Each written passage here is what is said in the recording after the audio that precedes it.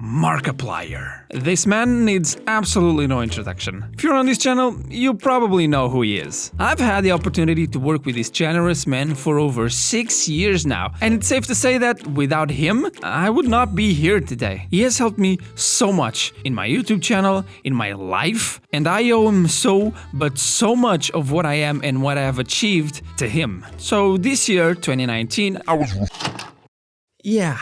this video's old. The original plan was to release this back in October of 2019, around Halloween. That didn't work out, then November, and then December. Long story short, it was harder than I expected. Now we're almost halfway into 2020, so it's about time this gets done. I'm also letting you know this because some things I mention about the game or the game engine might be out of date or my opinion might have changed. Anyways, it's a big one! So grab some snacks and enjoy the video.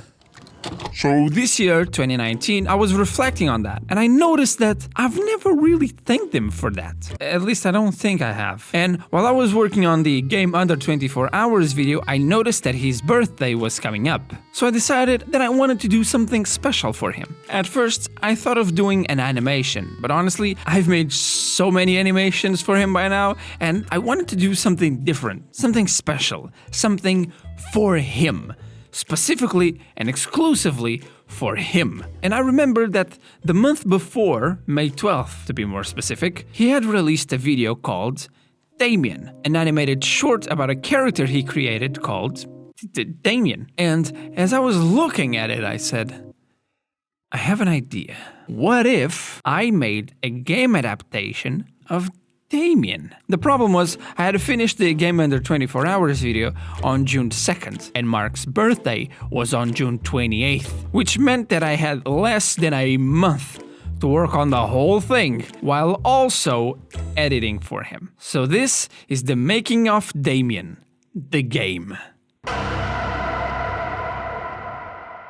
So while I was finishing up the Game Under 24 Hours video, I started thinking of different ideas for the game. One decision that I took right at the beginning and that I never let go was how much of the animation I was going to turn into a game. Okay, now spoiler warning, if you haven't seen Damien, what are you waiting for? And second, I'm going to spoil about half of the video, so you should definitely go watch it right now. I'll put links everywhere. So the part of the animation I thought would best fit a game would be the exact first half. Aside from the dialogue scenes, most of the first half is just showing you stuff. The snowy environments, Damien's reaction to the weird world around him, and of course the amazing scene where he's running in the woods. The end of that first half of the animation seemed perfect to end the game. Plus, the scenes afterwards are mostly dialogue, which is a bit complicated to turn into a game. So the length of the animation was decided. Now, how would the game work? 2D or 3D was the big debate in my head. Making a game in 2D would probably be easier since I'm used to making games in 2D, but it would also be a bit limited in its looks. And making a game in 2D scary was going to be pretty challenging, especially with the limited time that I had. On the other hand,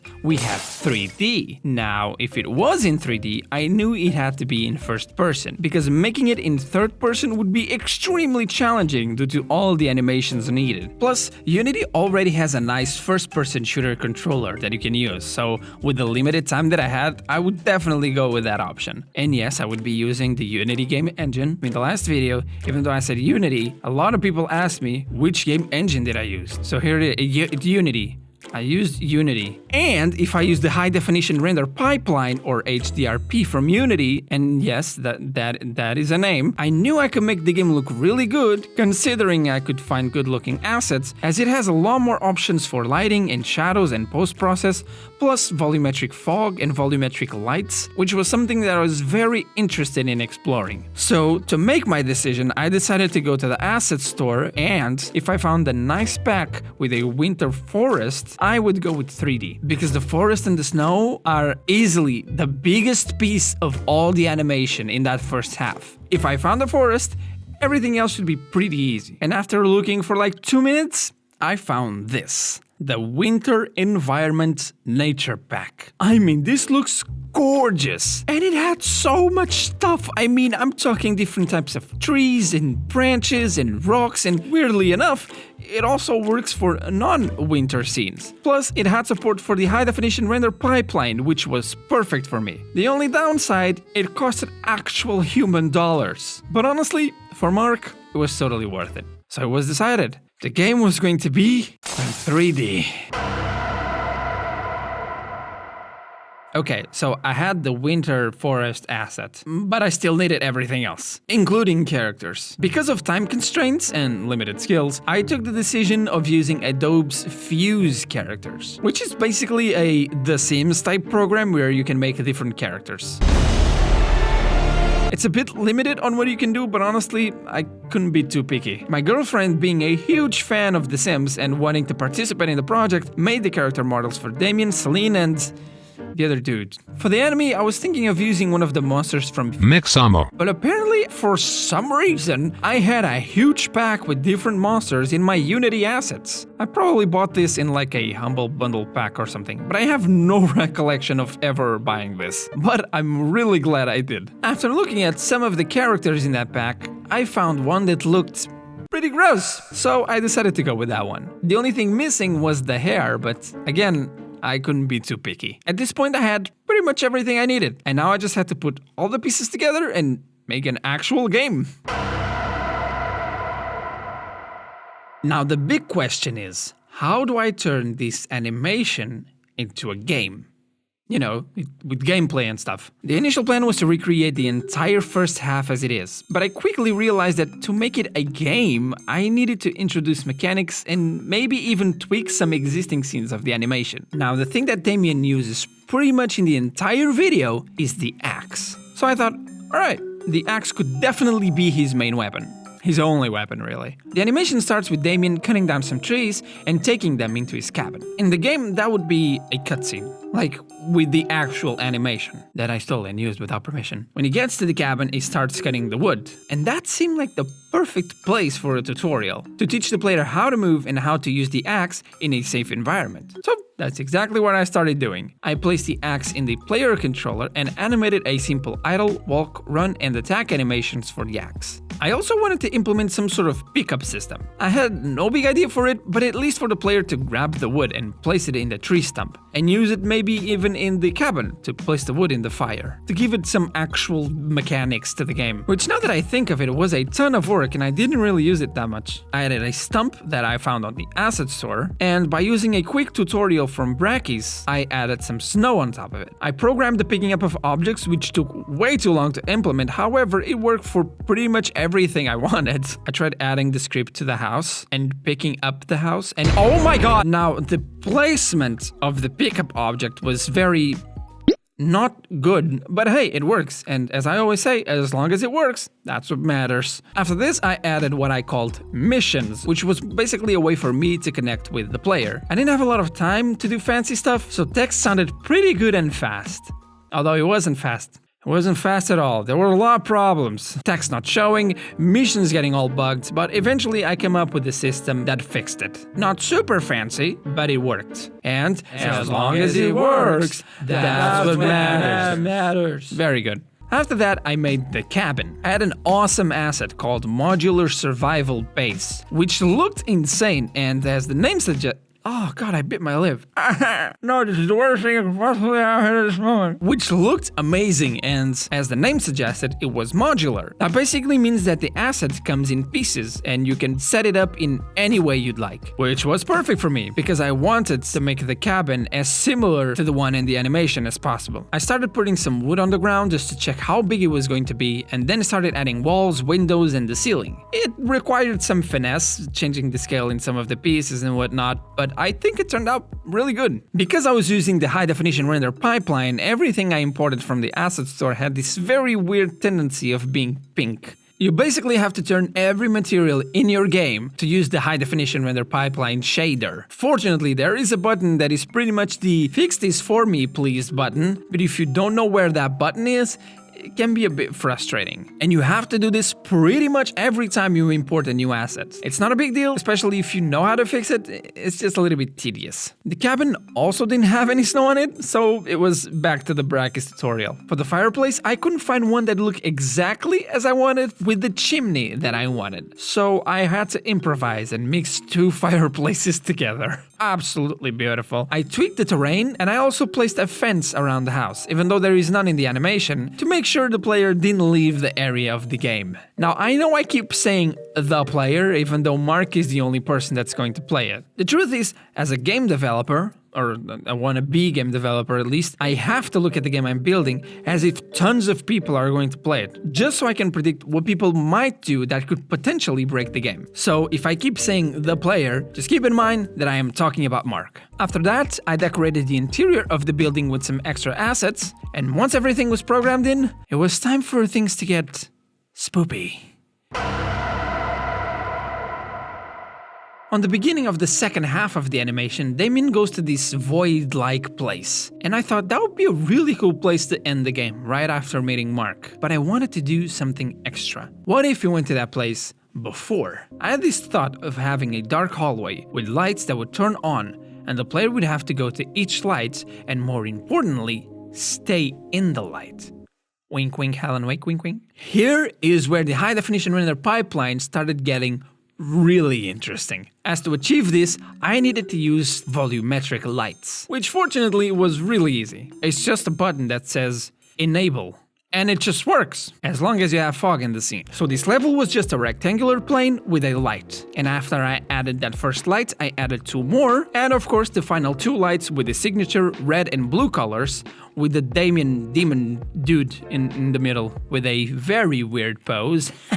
Wonky winky wonka. One thing I actually had to do by hand was all of the animations for Damien demon dude. Now, I'm not a 3D animator, so this was incredibly challenging. It's very easy to screw up a 3D animation if you don't know what you're doing. And yet, I actually liked all the animations I did. For a newbie, I think they turned out pretty alright. And yes, I did the animations in Unity. It's probably easier on an actual 3D animation software. But it worked. So for that particular scene, I made the hanging, falling, and jump scare animations. And then I shoved them all together in Unity's timeline. The timeline is basically your cutscene creator. It's useful for more than just cutscenes, but it's pretty much for cutscenes. Testing the animations was incredibly easy, but for some reason, this first animation had a bit of a problem. The Damien demon dude's face was right in the middle in the preview, but during gameplay it would always move a bit to the right for some reason. I probably did something wrong on this first one because all the other animations ran exactly as the preview. So that's a mystery I never solved. Probably the only way to fix it would be to redo it, but again, I was on a time crunch. On the hallway, because I didn't want the player to move too far from the lights and risk falling from the plane, I added invisible triggers that, if you'd stayed outside of them for a few seconds, the player would die and start the level over, as it played a loud, scary sound. So spoopy, ooh. For some reason, I thought this was smart. Why I didn't do the exact opposite, basically making the triggers outside that you couldn't touch, is still a mystery to me. Now, that whole sequence was way too short, so I added a few more lights and even a scary bit in the middle, where one of the lights would be really far away and the player would have to run towards that light. With more scary sounds, ooh.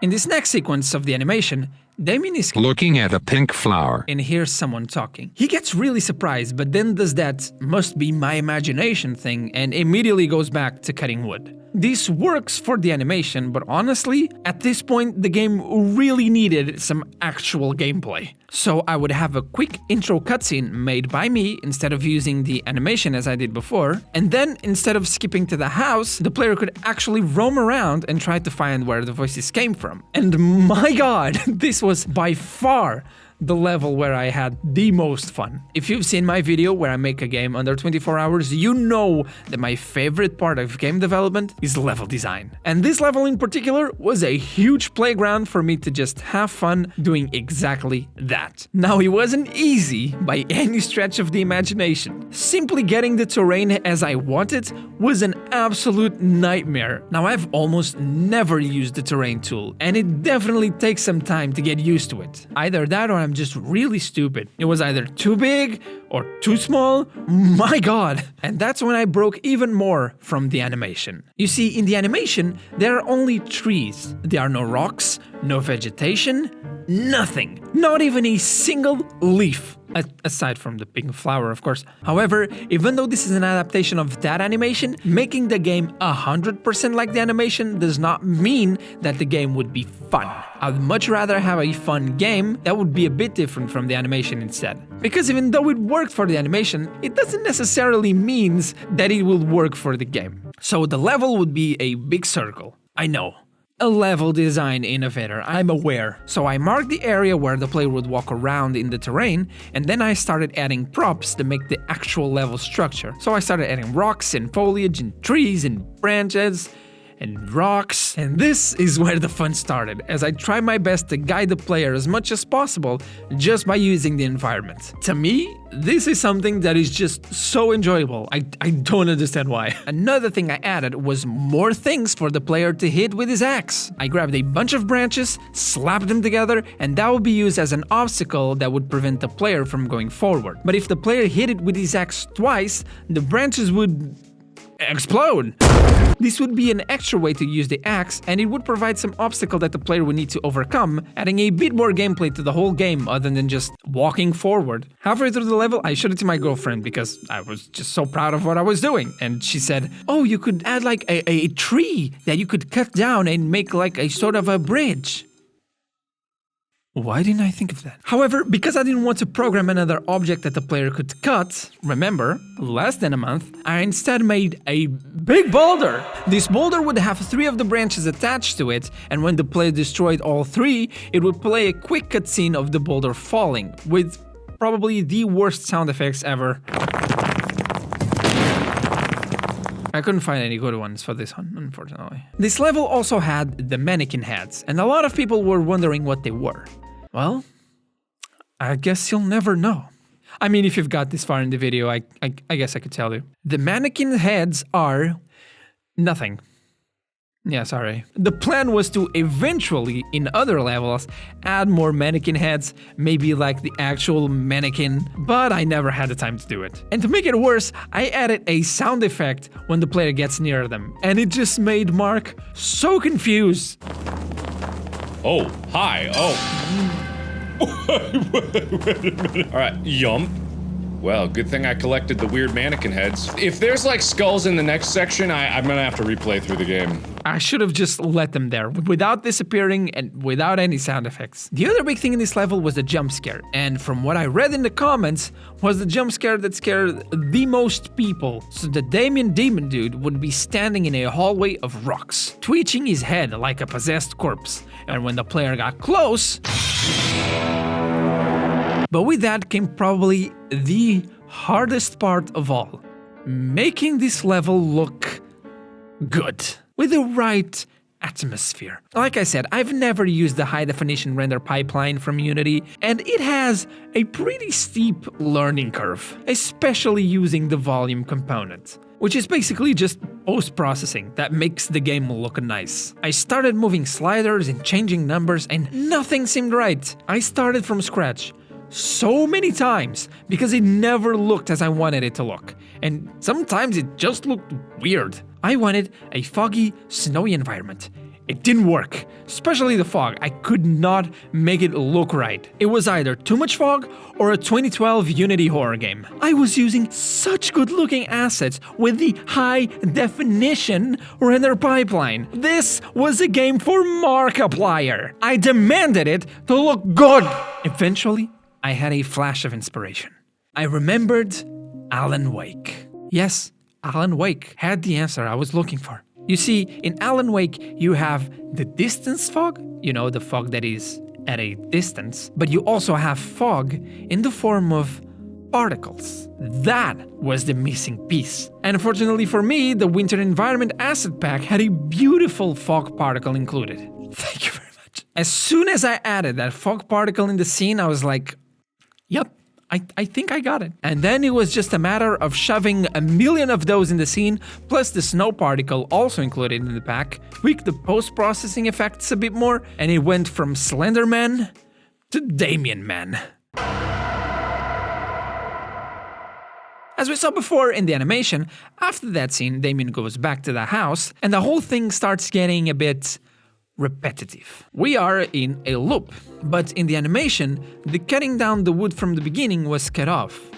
Ironically, probably because of time constraints, but because I already had that initial moment of cutting the wood done, I thought I can really drive the point home that this is a loop by making the player redo the exact same thing. At first, I thought this was a good idea, but then I imagined Mark's face, replaying it, bored out of his mind. Falling asleep even. So instead, I thought, I have the mission thing, right? Remember the text where the objectives appear? What if that started freaking out? Saying weird and creepy things. I think that would make that whole moment somewhat uncomfortable, and hopefully a bit less repetitive. What? Celine! Is your text in the top corner of your head weird? Mine's a little acting funny. But for the moment inside the house, I had literally no idea what to do. I didn't want to make him put the firewood inside of the fire again, and I didn't want to cut from the animated cutscene to the mirror scene immediately. Fortunately, my mind was about to give me a pretty good idea. One night, I had a horrible nightmare where I was stuck in the cabin from the animation, and I was hearing creepy, unsettling sounds from outside the house, from inside, above me, behind me. When I woke up, I thought, that was terrible.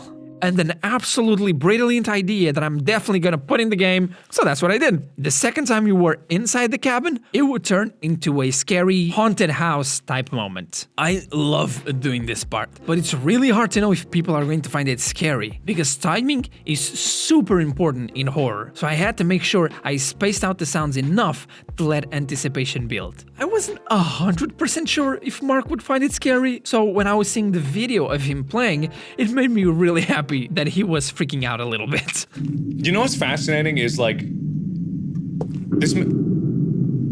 At this point, I went back to the initial levels and, more confident in my cutscene skills, started doing the initial cutscene and the cutscene for the forest level. I went crazy on these cutscenes, trying all sorts of different angles and shots and changing the focus point from the camera as it moved. I never wanted to be a film director, but I loved directing these cutscenes. However, making them took hours. Literally hours. I had to set up all the cameras and animations, activate them at the right time, make sure they were synced with the sound. I mean, I absolutely loved the process, but it was incredibly time consuming. And it was at this moment that I realized I was in trouble. As I was making these cutscenes, I realized that it was Mark's birthday already, and I wasn't even close to finishing the game.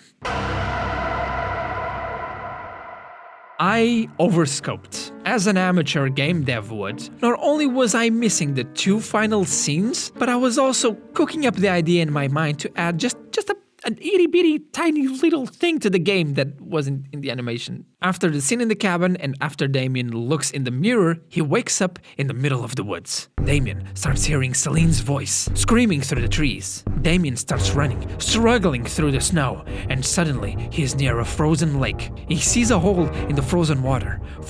Footprints on the snow. He knows Celine is in danger and starts running towards the hole. Okay, this is all fine and dandy for the animation, but as I looked at this, I immediately thought this is not gonna work for the game. The running in the woods? That's fine. I could make something similar. Now, forcing the player to go straight ahead into the hole without being distracted by anything around him? That was going to be a challenge. But okay, the woods first. I wanted to create a sense of getting lost, just like in the animation. Really get the player disoriented. Basically how I did this was, I placed 4 circle colliders, and as the player moved through the woods, it would trigger different screams from either Celine or Damien until he reached the last one. No matter how much he moved, he would eventually hit all 4, and when he hit the last one, it would go to the next level. When Mark was playing, he thought he had to follow the sound. Okay, actually, I've turned around so much I have no idea where forward is. Delayed? Oh wait, no, that's the point. He really didn't.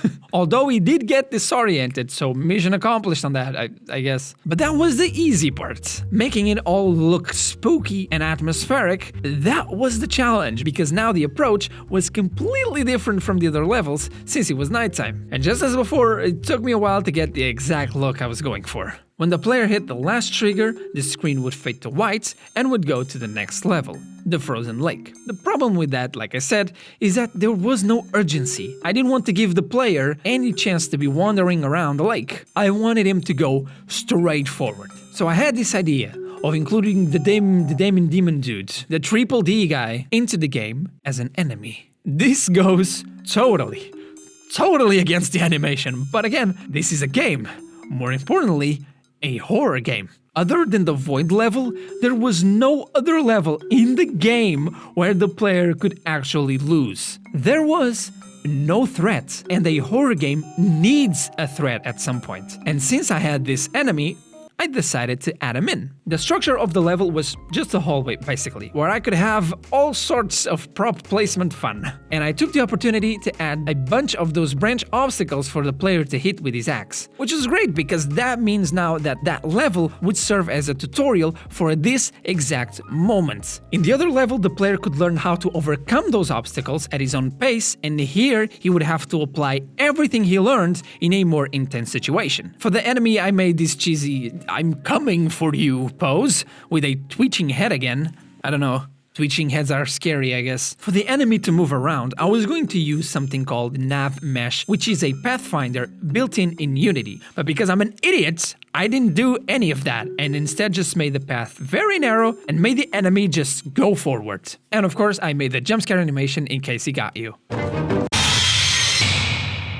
This level alone took me 2 extra days to make. From planning to prop placement, making the animations, cutscene, placing the audio and triggers took me an extra 2 days. Which, if you think about it, it's not that long considering the level, but I was already late to deliver this. But you know what? I'm so glad I did. At this point in the game, I just wanted to make everything very cinematic and intense. And with the running in the woods and the chase down the hallway, I could carry it to the next level. The lake level, finally we're here. But instead of having the player just roam freely, you would have to go towards the hole in the lake while running away from Triple D. How I made this was, I made a hallway of rocks, as I like to do them, apparently, because this is the 3rd one by now, and I blocked off the path in the lake with invisible walls, in case the player tried to go around the lake. I made it all foggy and creepy, and I realized the enemy wasn't gonna work, because this wasn't a narrow hallway like before. So I had to hack the code that I made and made the enemy turn towards the player, completely ignoring the fact that Unity has a built-in pathfinder that would have been so much easier to implement. But I thought it was more difficult, so I didn't, because I'm a fool. Anyways,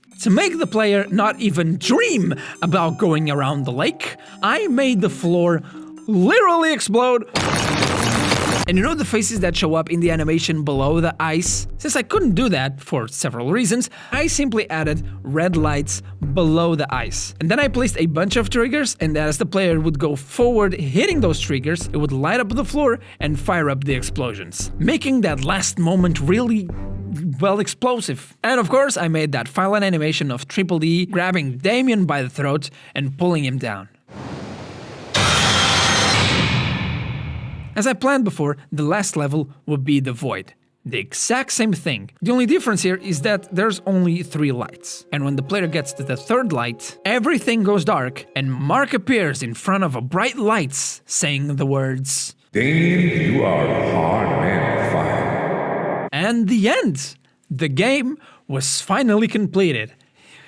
And it's July 3rd.